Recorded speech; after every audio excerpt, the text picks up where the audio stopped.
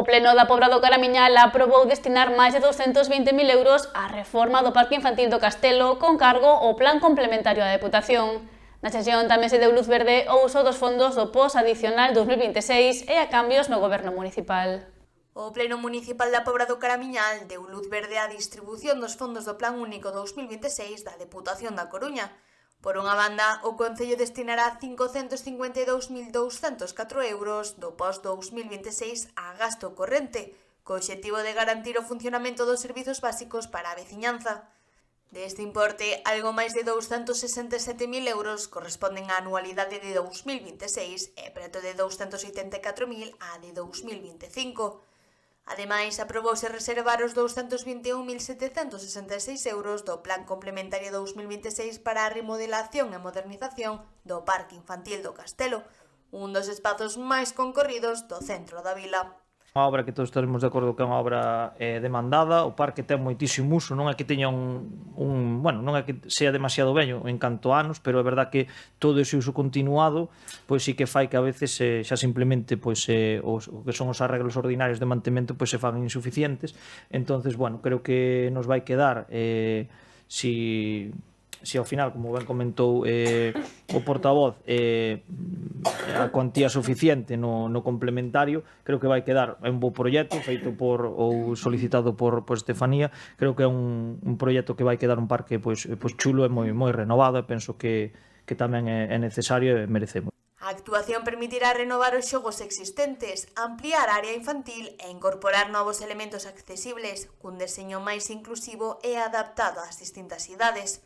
Tamén se sustituirá o pavimento por caucho continuo, mellorando a seguridade, e instalarase un valado de madeira nos accesos, debido á proximidade do tráfico rodado. Pois levamos unha proposta que veremos se é posible executala ou non en función da cuantía que chegue co POS adicional, que é a reforma do Parque Infantil do Castelo, que consideramos pois moi necesaria porque é un espazo de ocio para as persoas máis novas e que ao final é un servizo tamén para a xente que ten fillos e fillas, e queremos que chegue o momento de darlle unha renovación, un lavado de cara, máis que eso, prácticamente un parque infantil novo.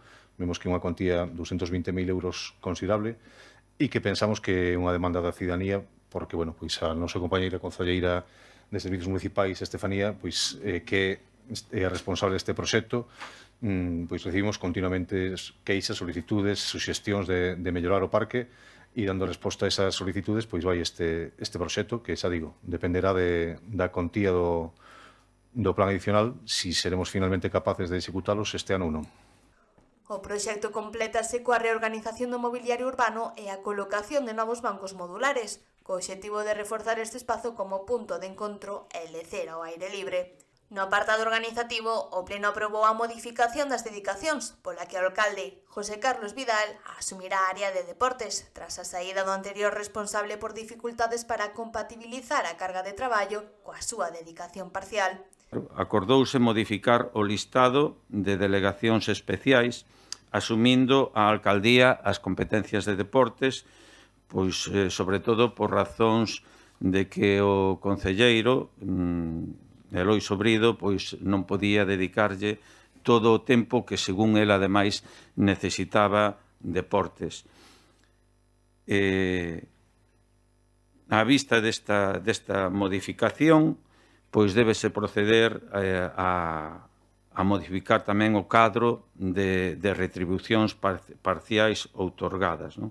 Ante isto, o Partido Popular Municipal votou en contra, xa que non se mostran conformes coa xustificación que deron dende o Goberno Municipal ante este cambio na rede organizativa.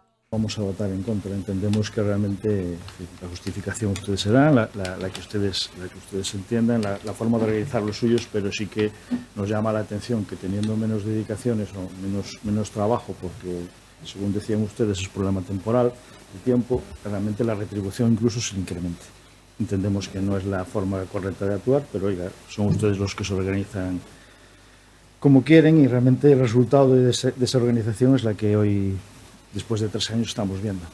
A sesión incluiu tamén o debate de mocións do PP relacionadas co incremento de axudas para asociacións, club locais, comisións de festas e o Museo Valle Inclán, así como unha moción do Venegas sobre a aplicación do Regulamento Europeo de Control de Pesca e o seu impacto na frota artesanal galega.